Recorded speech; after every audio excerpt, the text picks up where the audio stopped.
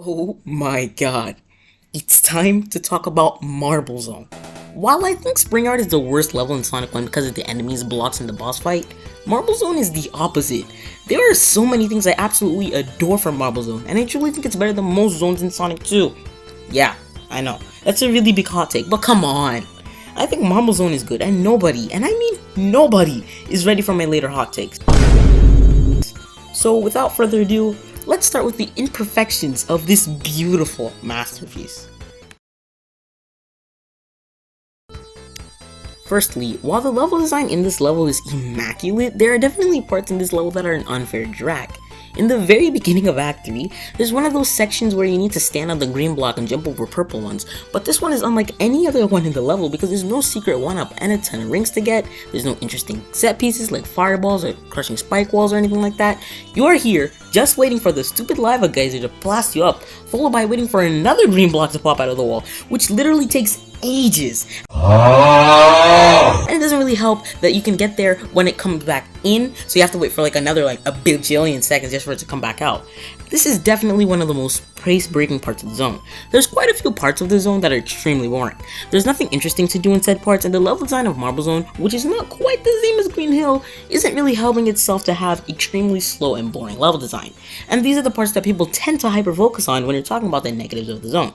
Sure, if you miss the geyser jump in that section in Act 3, you're basically dead. But hey, didn't your favorite level, Green Hill, already teach you how to do stuff like that? Another problem I have with this zone is its badniks. Now, hey, it's not as bad as Spring Yard's, because at least I know how to kill the caterpillars, but goddamn it, some of the caterpillars are placed in the most inconvenient places known to man. If you don't want to get hit, then you pretty much have to know they're already there. My last complaint is something I like to call accessibility. Accessibility is how easy or difficult it is to get 50 rings to get to the end of the stage, and where you want your accessibility to be in a level is actually medium. You want it to make it a challenge to get 50 rings, but you don't want it to be that you'll be getting hit over and over again and there's scarcity of rings so you won't be able to get after you get hit 2 or 3 times. So yeah, I said Marble Zone is bad, and Green Hill Zone is too, and I think Spring Yard's the best of all of them so far, and Marble Zone doesn't change that. If you want to survive the horrors of fast and random fireballs, spikes coming out of the ground, and those freaking caterpillars, then yeah, you're gonna have to look up a level map, because you ain't getting nowhere. And honestly, those are my only real complaints of Marble Zone. With that being said, let's get to the absolute peakness of this zone. Just like my last video talking about a zone that is really controversial, let's start with the less problematic stuff. Firstly, the atmosphere in this zone is absolutely jaw-dropping.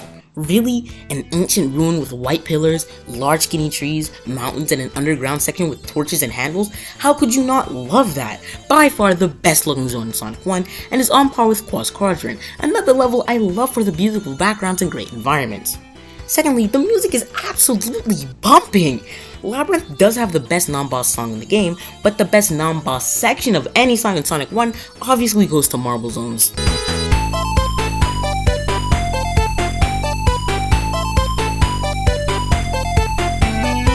And thirdly, let's talk about the boss fight. I do think it's worse than Labyrinth Zone's boss, but it definitely isn't by much. Marble Zone's boss difficulty is perfectly crafted, unlike some other levels. Unlike most, there isn't just one attack, and if you try to beat this boss damageless, my god, you'll have a really big problem. And that's good! Less experienced players should just take the easy way out, but more experienced players should be able to do so. Easy to beat, difficult to master. Isn't that what you guys love so much about your hunk of junk you guys call Sonic Adventure 2?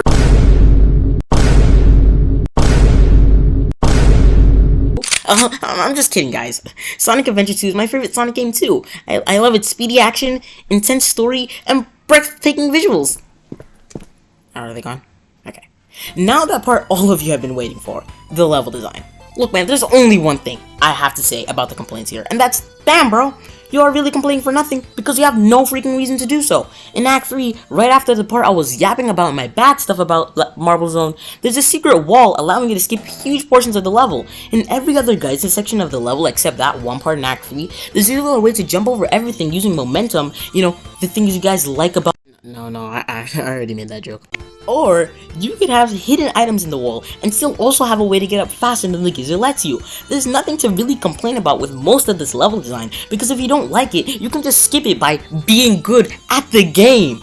And then like a certain person said, you can do it without flinging yourself off the screen, something that was not intentionally left in by the developers. So yeah, in conclusion, while the occasional hiccups, questionable set pieces, and even more questionable enemy placements can be frustrating, the beautiful background and aesthetic, the appropriate level design, and the bumping music more than make up for the level's minor flaws.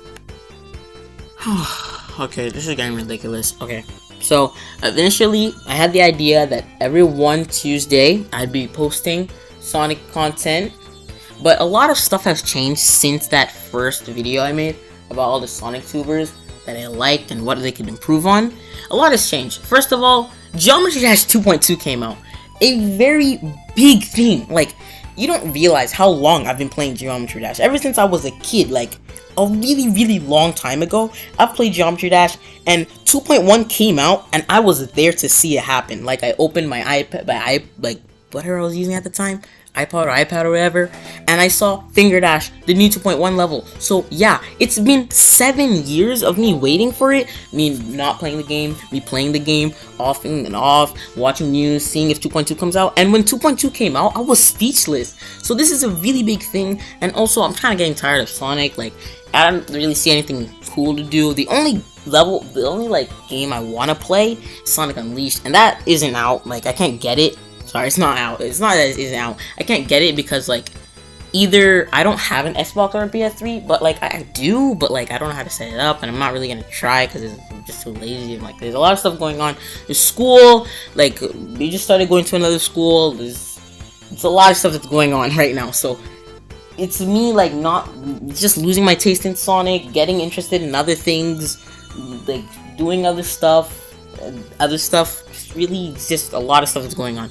That's why it came out, like, not on Tuesday, like, where it's meant to come out. But now, I'm finishing this recording 12 hours after it's meant to come up, so I'm really sorry about that. It's just that I'm really starting to lose my passion for Sonic. Like, it's happened before, and it's happening again. I don't really like this right now. It's just really boring to me. But I'm gonna continue. Just because I'm not interested doesn't mean I should leave you guys with only 4 zones out of 6. I'm still gonna finish Starlight and Scrap Brain. I'm gonna do those 2. Then I'm gonna compile them. Then I want to hear you guys' opinion. Should I, like, start making other content?